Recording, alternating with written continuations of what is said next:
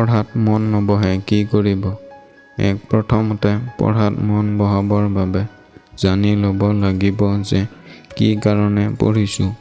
নিজৰ কাৰণে, মা-দেউতাৰ কাৰণে, চাকৰিৰ বাবে নে জ্ঞান আহৰণৰ বাবে?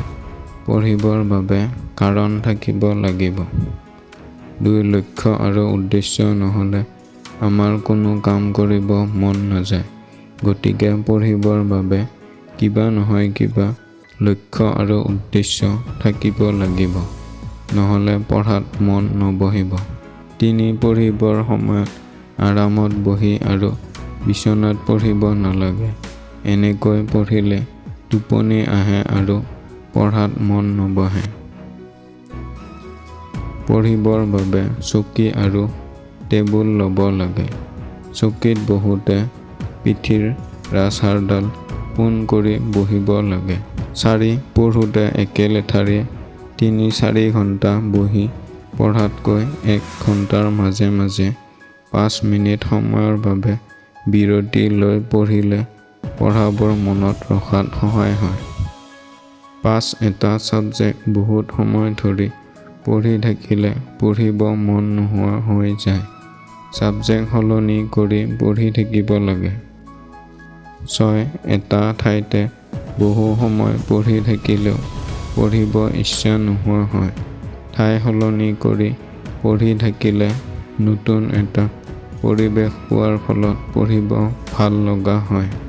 7 নিজৰ পঢ়া ঠাইতো নীৰৱতা হ'ব লাগে যাতে কোনো মানুহৰ ওচৰেৰে আহ-যাহ নোহোৱা হয় আৰু মৌনতাৰে পঢ়াত মন লগাব পাৰে।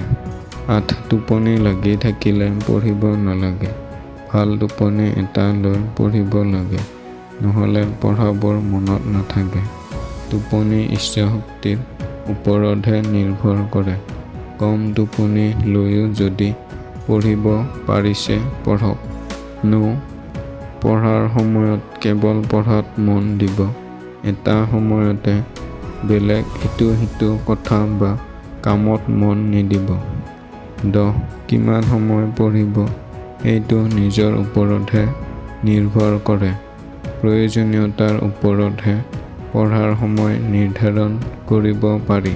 11 পঢ়াৰ অভ্যাস একেবাৰে নোহোৱা হৈ গ'লে কম সময়ৰ পৰা আৰম্ভ কৰি পঢ়াৰ সময় বঢ়াই গৈ থাকিব লাগে। এই অভ্যাসটো সদায় ৰাখিব লাগে। যেনে 5 মিনিটৰ পৰা আৰম্ভ কৰি ঘণ্টালৈ, ঘণ্টাৰ পৰা 2-3 ঘণ্টালৈ। 12 পঢ়িবৰ বাবে আমাক সুস্থ শৰীৰ এটাৰো প্ৰয়োজন হয়। শৰীৰটো সুস্থ কৰি ৰাখিবৰ বাবে ভাল খাদ্য খাব লাগে।